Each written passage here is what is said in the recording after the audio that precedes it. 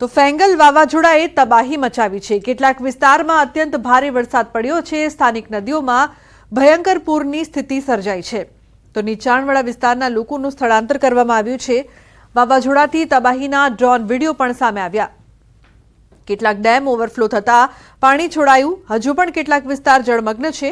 અનેક ઘરોમાં પાણી ભરાયેલા છે। હજુ પણ 2 દિવસ ભારે વરસાદની આગાહી। વાવાઝોડાથી ભારે વરસાદના કારણે ભર શિયાળે નદીમાં આવ્યું ધસમસતું પૂર।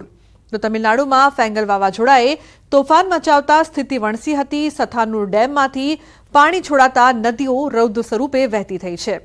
તો કુડાલોરના 14 ગામોમાં પૂરની સ્થિતિને લઈને એલર્ટ આપવામાં આવ્યું છે। ચક્રવાતી વાવાઝોડાની અસરના કારણે અનેક જગ્યાએ વૃક્ષો ધરાશાયી થયા। તો મોટાભાગના વિસ્તારોમાં વીજ પુરવઠો ખોરવાયો હોવાના પણ સમાચાર।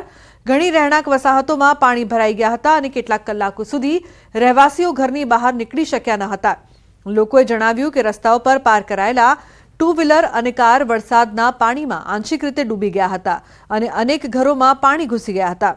મહત્વનું છે કે ફેંગલ વાવાઝોડાના કારણે ભારત અને શ્રીલંકામાં 19 લોકોના મોત થયાના અહેવાલ છે।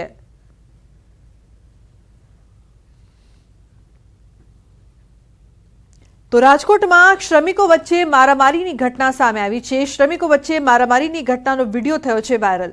રાજકોટ શહેરના 150 ફૂટ રિંગ રોડ પર આવેલા બાલાજી હોલ પાસે સવારે મારામારીની ઘટના બની હતી। શ્રમિકો વચ્ચે અગમ્ય કારણોસર મારામારીનો બનાવ બન્યો હતો। વિડીયોમાં સ્પષ્ટપણે જોઈ શકાય છે કે કઈ રીતે લાકડી વડે એક શ્રમિક અન્ય શ્રમિકને માર મારી રહ્યો છે। મહત્વનું છે કે રાજકોટ શહેરમાં બાલાજી હોલ, રૈયા ચોકડી સહિતના વિસ્તારોમાં વહેલી સવારે મજૂરો એકત્રિત થયા હતા। ત્યારબાદ તેઓ પોતાના કામના સ્થળે જતા હોય છે। તો રાજ્યના પડોશમાં આવેલા સંઘ પ્રદેશ દાદરાનગર હવેલીમાં એક દુકાનના માલિકની ક્રૂરતાનો વિડીયો વાયરલ થયો। વડાપાવની દુકાનના સંચાલકે પોતાને ત્યાં કામ કરતા કર્મચારીને દુકાનમાં જ ઢોરમાર માર્યો। કોઈ વાતને લઈને ગુસ્સે ભરેલા દુકાનદારે પોતાના જ ત્યાં કામ કરતા કર્મચારીને ઝાપટ અને લાતો મારી। માર મારવાના દ્રશ્યો દુકાનમાં લગાવેલા સીસીટીવી કેમેરામાં કેદ થયા। આ વિડીયો સોશિયલ મીડિયામાં વાયરલ થતા બનાવ ચર્ચાનું કેન્દ્ર બન્યો છે। દાદરાનગર હવેલીની સિલવાસના કિલવણી નાકા નજીક આવેલી વડાપાવની દુકાનનો આ વિડીયો હોવાનું ચર્ચાઈ રહ્યું છે। સીસીટીવીમાં દેખાતા દ્રશ્યો મુજબ દુકાનનો સંચાલક બેઠો છે અને બાજુમાં એક કર્મચારી ઊભો છે। આ દરમિયાન દુકાનદાર કર્મચારી પર ગુસ્સો વ્યક્ત કરી રહ્યો છે।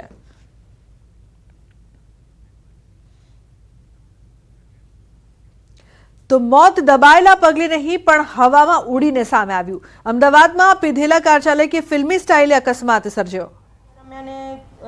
મોડી રાત્રે સાંજે જેવું ડ્રિંક કરીને ત્યાંથી નીકળ્યો હોવાનું જણાવેલ છે। મૂળ એ ખેડૂત હોવાનું હાલમાં પ્રાથમિક દ્રષ્ટિએ જાણવા મળેલ છે અને એની વધુ પૂછપરછ હાલ ચાલુ છે। આ બાબતે એક નાનકડી વાત એમની જે પણ કંઈક રજૂઆત હતી આરોપીની એને પણ ધ્યાને લેવામાં આવેલી છે અને એની પણ વિગતો હાલ ચાલુ છે શોધવાની। આરોપીની પણ એક એનસી લેવામાં આવેલી છે। તેને જ્યારે પોલીસે પોતાની કસ્ટડીમાં લીધો ત્યારે એને ઈજા થયેલી હતી એટલે એ ઈજા માટે એને અમુક સમયે માર મારેલો હોવાનું જણાવેલું હોવાથી એ વિગતોને ધ્યાને લઈને આરોપીની પણ એક એનસી ફરિયાદ લેવામાં આવેલી છે।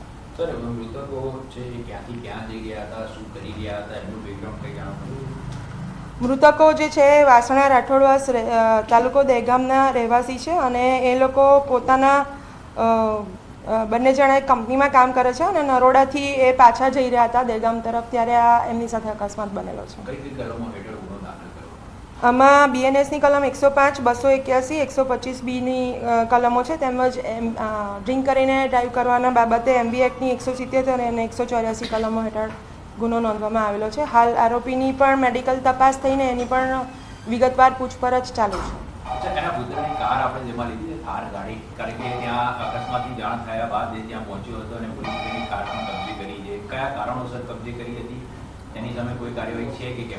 ક્રેટા ગાડીમાં અકસ્માત થયો હોવાની વિગતો છે। જે ક્રેટા ગાડી પૂછપરછ કરતા જે ક્રેટા ગાડીની વિગતો છે એની ઉપર હાલ તપાસ ચાલુ છે। થાર ગાડીની વિગતો પણ એમાં એને કઈ રીતે એને યુઝ કરી છે એને માટે વિગતવાર ચકાસણી ચાલુ છે। આરોપીના લાયસન્સની પણ ચકાસણી ચાલુ છે અને જે ગાડી છે એની પોતાની માલિકીની હોવાનું પ્રાથમિક દ્રષ્ટિએ જણાવે છે।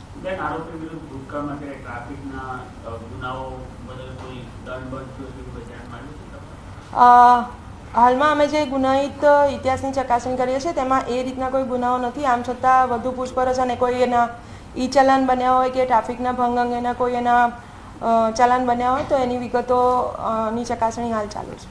કારણ કે અન્ય જિલ્લામાં પણ બન્યા હશે તો એની પણ અન્ય જિલ્લા અથવા તો અમદાવાદ સિટીમાં કોઈ એવા ગુના બન્યા હોય અથવા એના નામ પર ઈ ચલાન ખૂબ નીકળ્યા હોય કે એને ડ્રાઈવ કરતી વખતે વારંવાર બેદરકારી ભરી અથવા તો ટ્રાફિક નિયમના ભંગની કોઈ હરકત કરી હોય તો એની વિગતો પણ અમે શોધી રહ્યા છીએ અને એને પણ ગુનાના કામે સામેલ રાખવા ચોક્કસપણે તજવીજ કરવામાં આવશે. લાઉડ મ્યુઝિક સાથે આ લોકો લઈ રહ્યા હતા, એનો દીકરો એને સંભળાવવાનો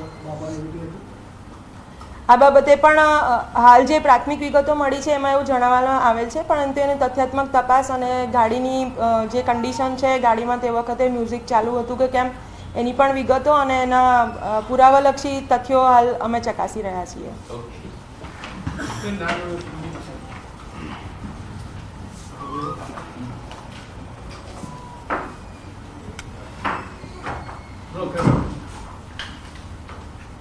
तो हाल तपास કરવામાં આવી રહી पुलिस છે. स्टेशन जो कि अहमदाबाद रूरल की हद में है उसमें एक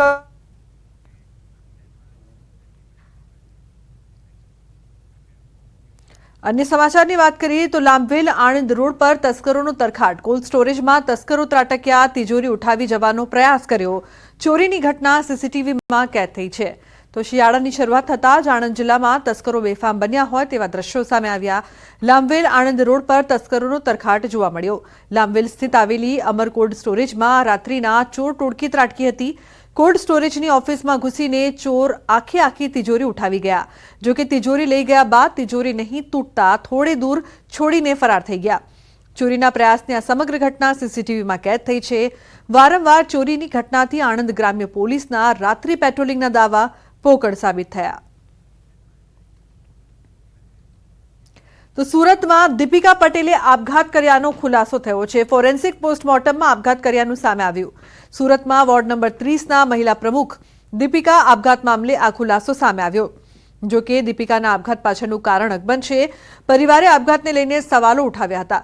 મહત્વનું છે કે ભાજપના વોર્ડ નંબર 30ના મહિલા મોરચાના પ્રમુખ દીપિકાબેન પટેલે 34 વર્ષની ઉંમરમાં પોતાના ઘરમાં દુપટ્ટા વડે ગળે ફાંસો ખાઈને આપઘાત કરી લીધો હતો. ભીમરાડ વિસ્તારમાં રહેતા પરિવારમાં શોકનું મોજું ફરી વળ્યું હતું.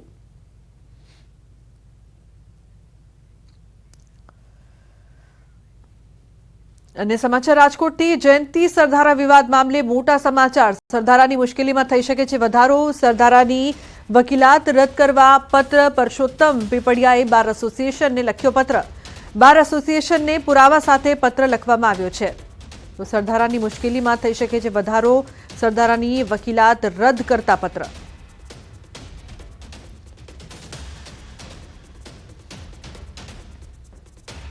તો મહારાષ્ટ્ર માટે ભાજપે 2 નિરીક્ષકની કરી છે નિમણૂક. વિજય રૂપાણી, નિર્મલા સીતારમણ જશે મુંબઈ. વિજય રૂપાણી, નિર્મલા સીતારમણની નિમણૂક કરી. ધારાસભ્ય દળની બેઠકમાં હાજર રહેશે આ બંને નેતાઓ. તો વિજય રૂપાણી, નિર્મલા સીતારમણ મુંબઈ જશે.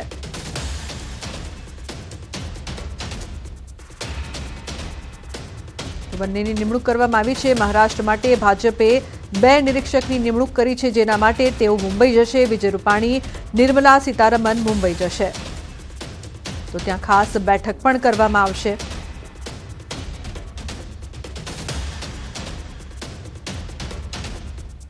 અન્ય સમાચાર. બનાસકાંઠાથી એસટી કર્મચારીએ કંપની ચલાવી લોકો સાથે ફ્રોડ કર્યાનો આક્ષેપ. કર્મચારી નિરંજન શ્રીમાળી મુદ્દે પાલનપુર એસટી ડિવિઝન એકાઉન્ટન્ટ મુકેશભાઈ શ્રીમાળીનું નિવેદન. નિરંજન શ્રીમાળી 1 જુલાઈથી કોઈ જાણ કર્યા વગર સતત ગેરહાજર. 3 નોટિસ ફટકાર્યા બાદ પણ જવાબ નથી આપી રહ્યા. હવે ખાતાકીય કાર્યવાહી થશે. તપાસ બાદ તેમને સસ્પેન્ડ અથવા ડિસમિસ કરાશે. કર્મચારીએ કોઈની સાથે છેતરપિંડી કર્યાની એસટી વિભાગને નથી મળી ફરિયાદ. આજ દિન સુધી આવ્યા નહીં, પોતાની મનસ્વી રીતે ગેરહાજર રહેલા છે અને એમને 3 નોટિસો પાઠવીને કાર્યવાહી ચાલુ છે. હવે એમની જોડે ખાતાકીય કાર્યવાહી કરવાની છે. આ નિરંજન શ્રીમાળી સ્કીમ ચલાવતા હતા અને અનેક કર્મચારીઓના અમને ખ્યાલ નથી. કર્મચારીઓના પણ પૈસા સ્કીમમાં ગયા છે એવું? ના, એવું કોઈ નથી. તો અમદાવાદમાં વધતા અકસ્માતો વચ્ચે મેટ્રો કોર્ટનો મહત્વનો